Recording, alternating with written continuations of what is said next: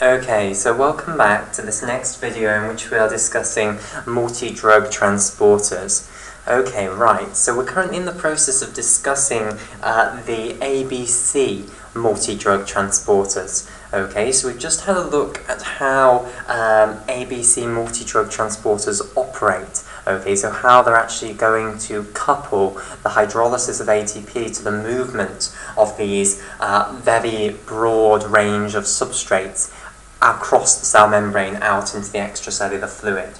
Okay, so what we're now going to see is some examples of ABC transporters, okay, so, which are multi-drug transporters. So, the first example I'm going to give, the first examples actually that I'm going to give come from bacteria, okay, so, the two that I'm going to mention are something known as SAV1866, okay, which is a multi-drug transporter, which is an ABC transporter that is present in Staphylococcus aureus.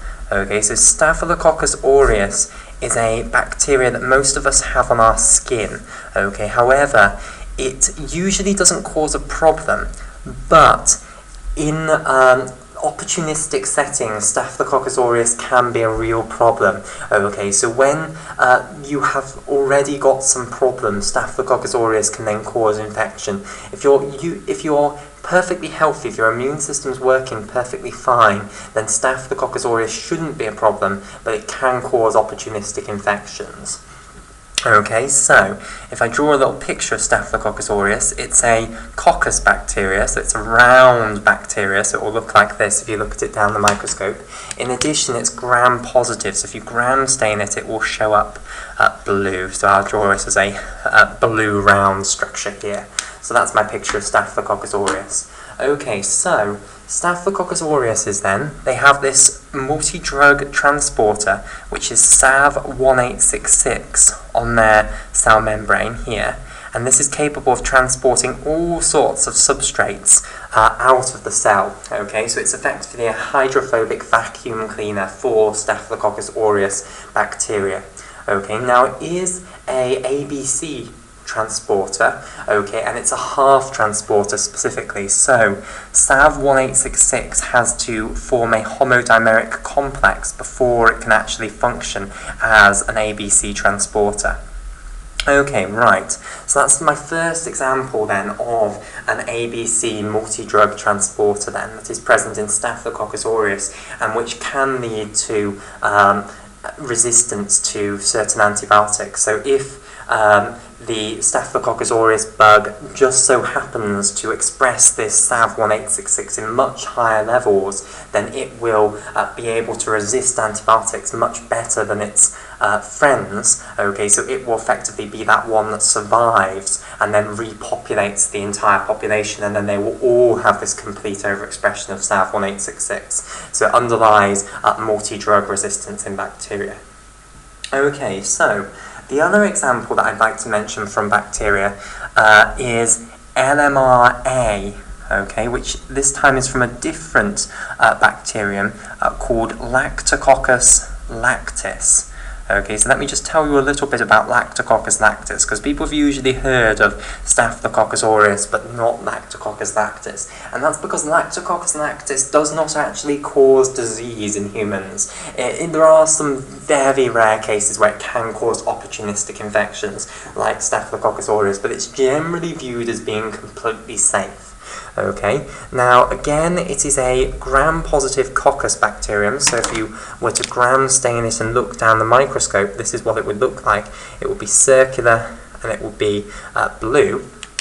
Okay, and it is used by humans. It's very, very useful to humans. It's actually used in the production of cheese. Okay, so I'm not an expert on cheese production. I know even less about cheese production than I know about molecular orbital theory.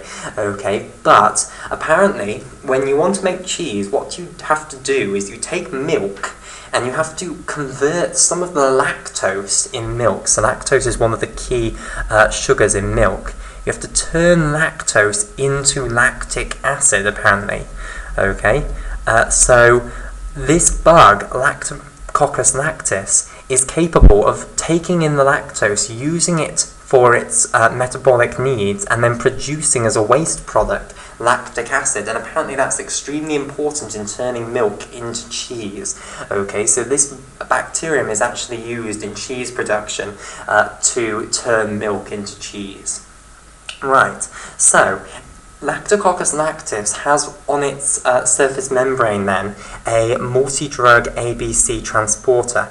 Okay, so I'll draw this here. And this multidrug ABC transporter is known as LMRA, and again this is capable of throwing out all sorts of hydrophobic substrates, and it will couple that movement out to the hydrolysis of ATP. And once again, LMRA, just like SAV1866, is a half transporter, so again you need two of them to dimerize together to make the full active transporter.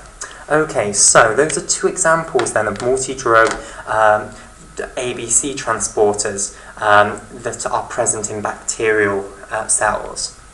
Okay, right, and certainly the SAV1866 and Staphylococcus aureus is a problem in terms of multidrug resistance. Lactococcus lactis, as I say, it's not really a big cause of disease in humans, okay, so LMRA isn't too much of a problem with regards to multidrug resistance.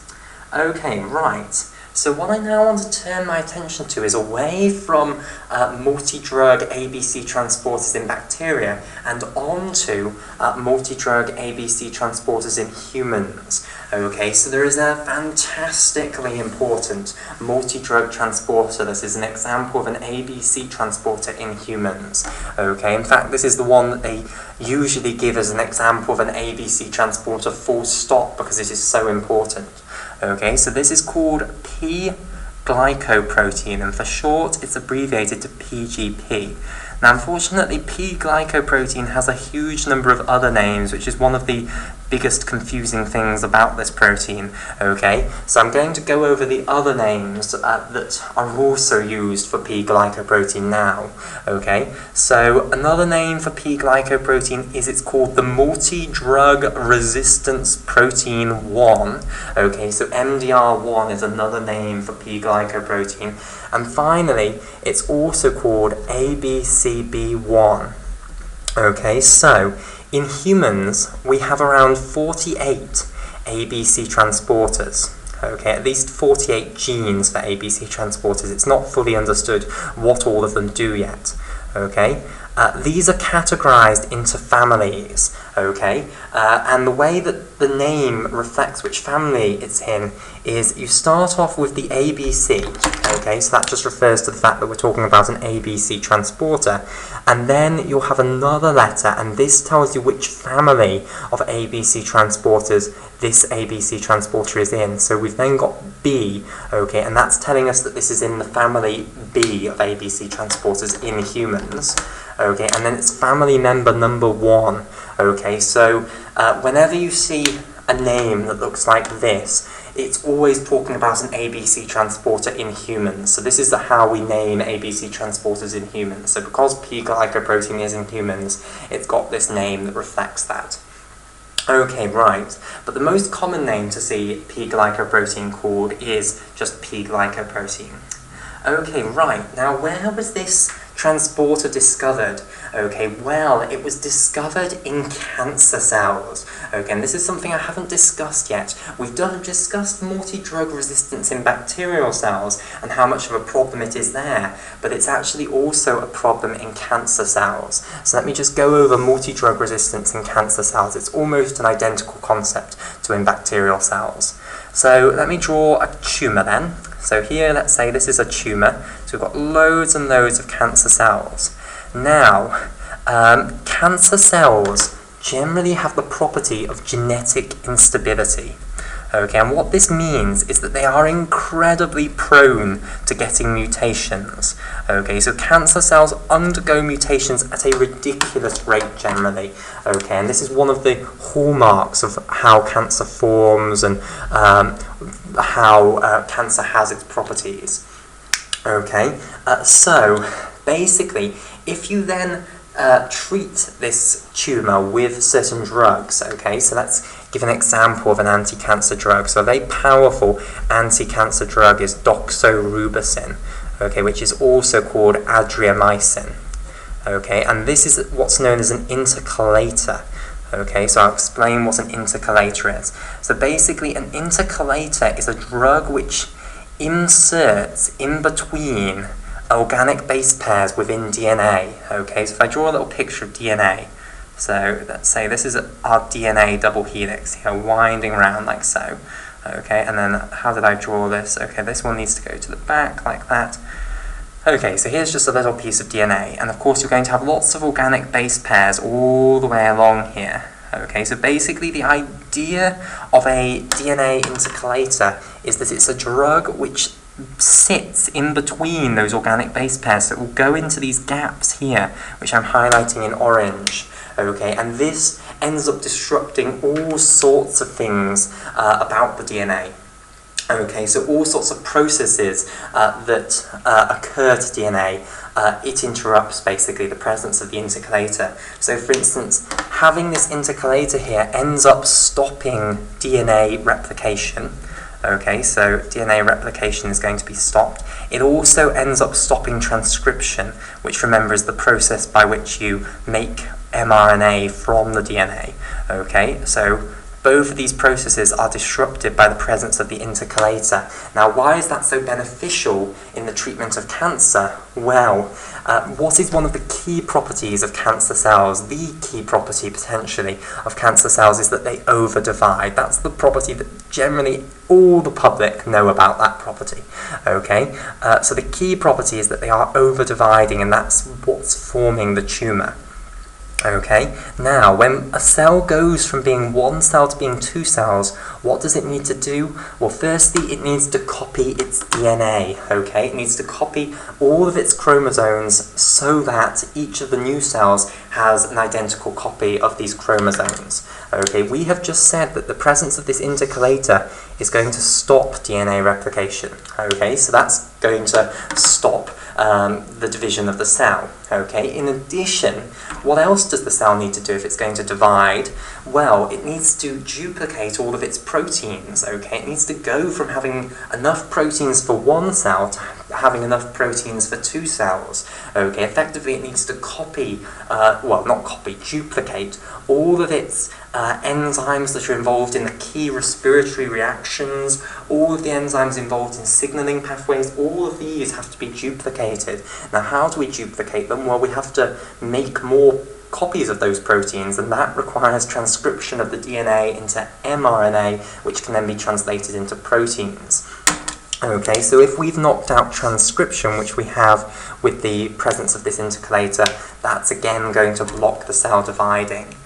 So that's the basis of how doxorubicin is a very, very powerful anti-cancer drug. It stops cells from dividing.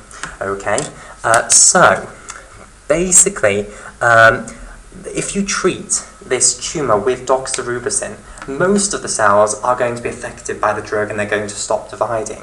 However, because of the genetic instability, you're getting mutations occurring all the time in these cells, and the chances are that eventually one of these cells is just going to happen to get a mutation that leads to the upregulation of this protein, P-glycoprotein. I mean, this isn't the only way that it could acquire resistance to doxorubicin, but since we're talking about P-glycoprotein, let's imagine that this is what's going to happen. Okay, so one of these cells might just happen to get a mutation, potentially in the promoter region for P-glycoprotein, that results in complete overexpression of P-glycoprotein. Okay, so now it ends up with a huge amount of P-glycoprotein on its cell membrane.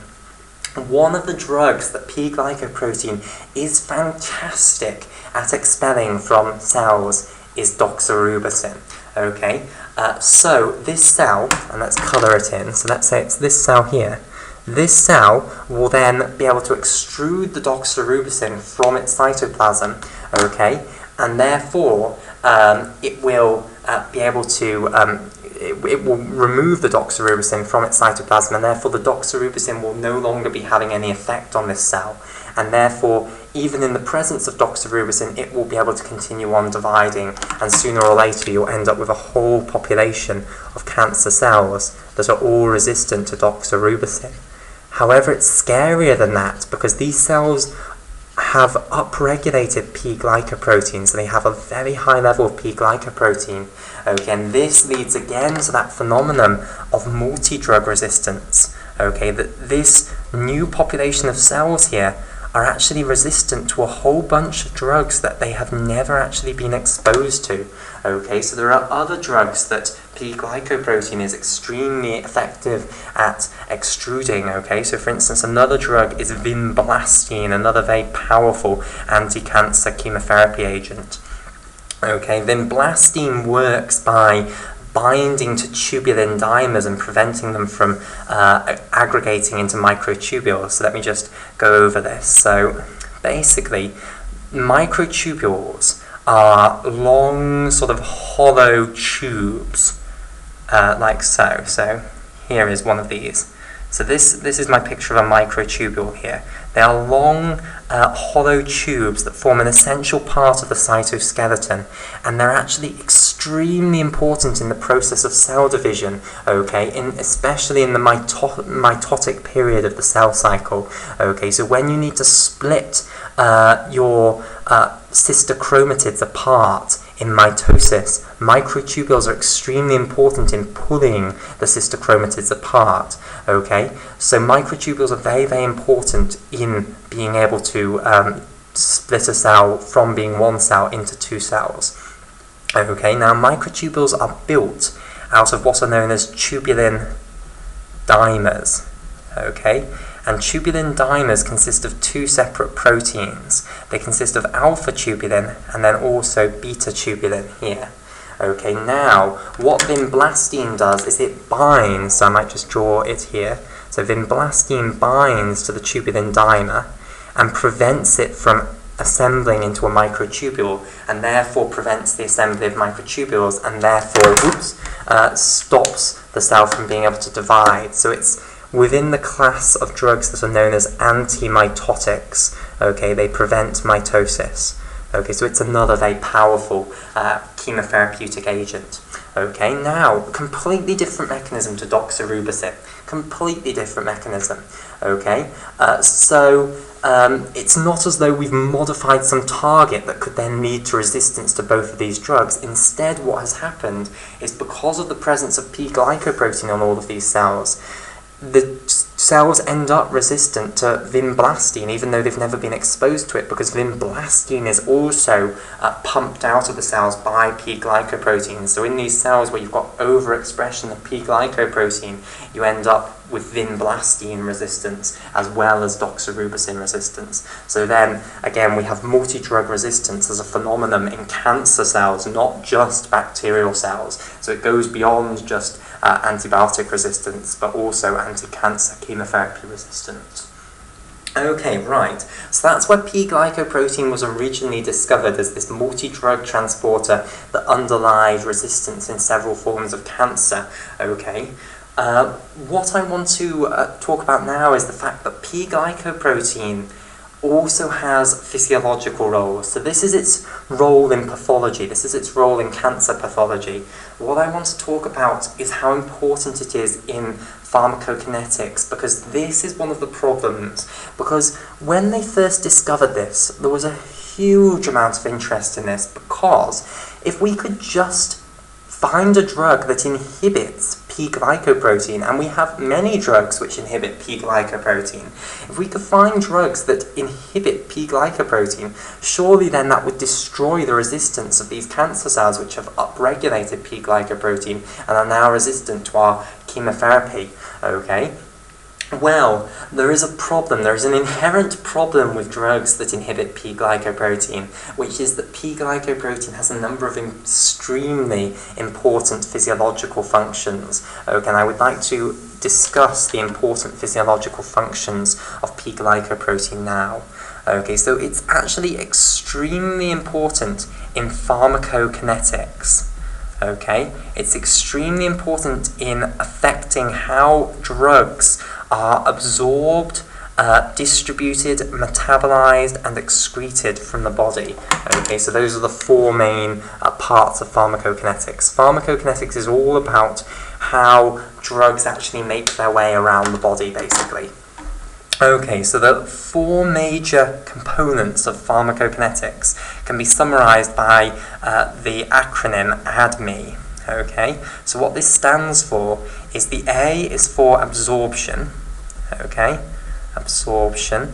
The D is for distribution. Okay, so absorption is all about the absorption generally from the intestine into the blood. Distribution is about how it makes its way around the body. M is about metabolism. Okay, how the drug is detoxified, mainly in the liver, but you can have it detoxified in peripheral tissues. And then E is about elimination. Okay, how the drug is eliminated from the body, which is generally either by the kidneys or by the liver. Okay, right. So P-glycoprotein actually has extremely important functions with regards to the absorption of drugs, the distribution of drugs, and the elimination of drugs. Okay, the metabolism of drugs, I mean, it's not an enzyme involved in the metabolism. Okay, so it's not key there, but in these other portions of pharmacokinetics, it's absolutely key. Okay, so I want to discuss this now. So we'll start on the absorption portion. Okay, so basically if I draw a cell of the intestine, okay, so here is a epithelial cell of the intestine. So let's say it's an epithelial cell of the small intestine. Okay, like so. Here is its nucleus. These little projections that will project into the lumen of the intestine, so this is the lumen of the intestine, these are known as microvilli. Okay, and this cell is known as an enterocyte. Okay, so entero means, pertaining to the intestine, cyte means cell, so it's a cell of the intestine.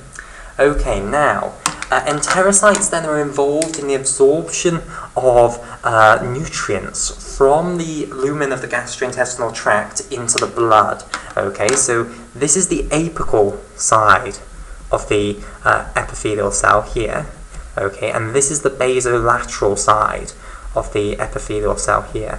And remember, a really important part of all epithelia is that there will be tight junctions in between neighbouring epithelial cells. So if I start to draw the beginning of another epithelial cell here and another one here, okay, between these cells there will be what are known as tight junctions, which will go all the way around the cell.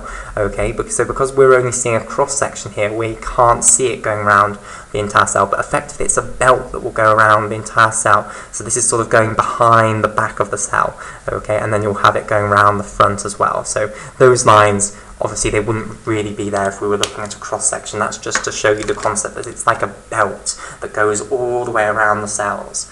Okay, now what do these tight junctions do? Well, they physically separate the apical portion of the membrane of these epithelial cells from the basolateral portion of the membrane of these epithelial cells.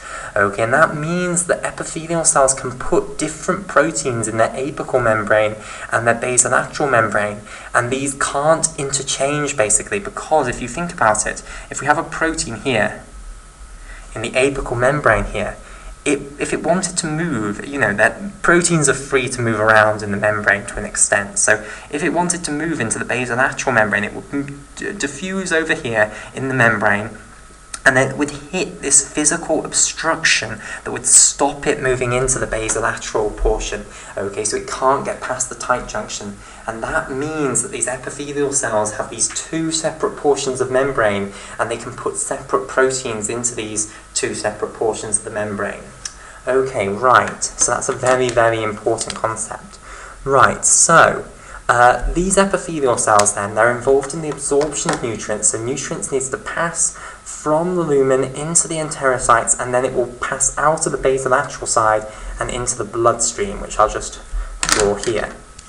Okay, now, certain horrible molecules, certain toxins that might be in the food, you do not want to come into the blood, okay?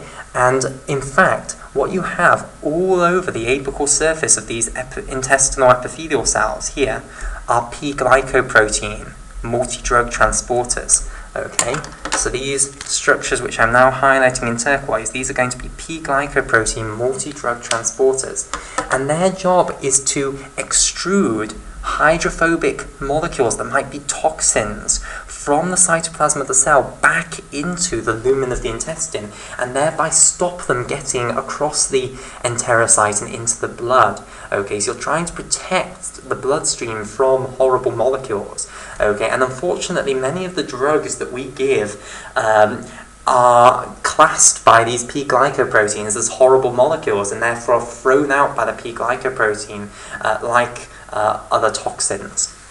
Okay, so P-glycoprotein is actually extremely important in controlling the amount of absorption of a huge number of different drugs, because many drugs are extruded from the enterocytes by P-glycoprotein. Okay, so that's how P-glycoprotein influences the absorption, and we're going to see an incredibly important clinical correlate of this later on with regards to drug interactions, okay, because certain drugs that you give, usually their oral bioavailability, which means the fraction of the drug that actually makes it from the intestine into the blood, is extremely low, because P-glycoprotein is continuously chucking them back into the lumen. Okay, however, if you give them with another drug that ends up inhibiting P-glycoprotein, their oral bioavailability can go through the roof, and this can cause problems. Okay, so there's an important correlate there with drug interactions. Okay, right. Now, on to distribution then for the time being. That's how P-glycoprotein influences the absorption of drugs. Okay, now distribution of drugs. How does it influence the distribution of drugs? Well, the important example here is the blood-brain barrier. Okay, so I'll get another piece of paper to explain this.